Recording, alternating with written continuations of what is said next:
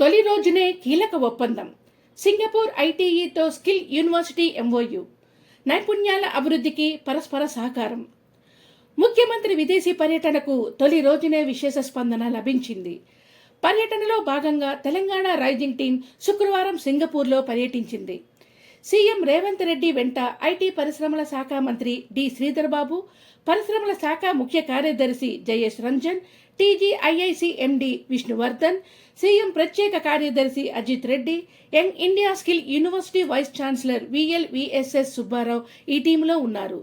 తొలి రోజునే తెలంగాణ రైజింగ్ ప్రతినిధి బృందం Singapore Institute of Technology Education ITE క్యాంపస్ను సందర్శించింది.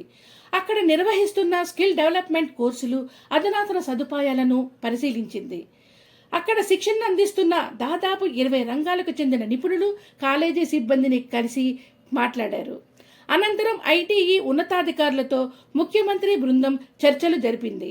హైదరాబాద్లోని ఫోర్త్ సిటీలో రాష్ట్ర ప్రభుత్వం ప్రతిష్టాత్మకంగా ఏర్పాటు చేసిన యంగ్ ఇండియా స్కిల్ యూనివర్సిటీకి సహకరించాలని ముఖ్యమంత్రి రేవంత్ రెడ్డి కోరారు. వివిధ రంగాల్లో యువతకు ఉపాధి కల్పించేందుకు మార్కెట్ డిమాండ్కు అనుగుణంగా వివిధ కోర్సులు నిర్వహిస్తున్న తీరును ఈ సందర్భంగా మంత్రి శ్రీధర్ బాబు వివరించారు. నైపుణ్యాల అభివృద్ధి, స్కిల్ డెవలప్మెంట్, శిక్షణలో భాగస్వామ్యం కోసం పరస్పర సహకారం అందించాలని కోరారు. ఐటీఈ ప్రతినిధి బృందం సానుకూలంగా స్పందించింది. యంగ్ ఇండియా స్కిల్ యూనివర్సిటీతో కలిసి పనిచేసేందుకు తమ సంసిద్ధతను వ్యక్తం చేసింది. చర్చల అనంతరం నైపుణ్యాల అభివృద్ధిలో కలిసి పనిచేసేందుకు ఐటీఈ స్కిల్ యూనివర్సిటీ పరస్పర అవగాహన ఒప్పందం కుదుర్చుకున్నాయి.